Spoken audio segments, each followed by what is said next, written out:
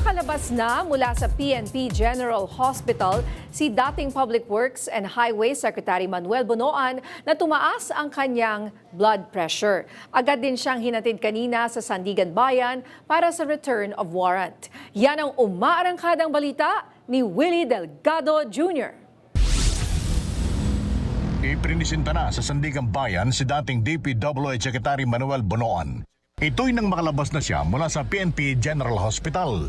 1:32 nang ilabas si Bonoan mula sa PNP General Hospital para ipresenta sa korte kaugnay ng tinatawag na return of warrant. Kahapon inilabas ang warrant of arrest laban kina Senator Jigo Estrada, Manuel Bonoan at ilang pang DPWH official.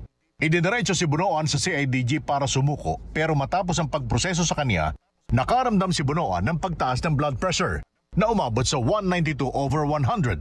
Kaya imbes na sa Sandigan Bayan para sa return of warrant, agad siyang idiniretso sa PNP General Hospital na nasa loob lamang ng Campo Crame.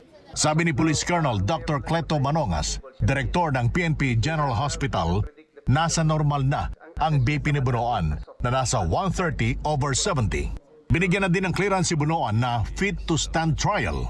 Ipinapaubaya naman ni Manongas sa Sandigan Bayan ang desisyon kung isasailalim si Bonoan sa hospital arrest. Si Bonoan ay sinamahan ng isang doktor at isang nurse na magmomonitor ng kondisyon nito habang hinahatid sa Sandigan Bayan. Ako si Willie Delgado Jr. ng PRTV News, nagseserbisyo para sa Pilipino.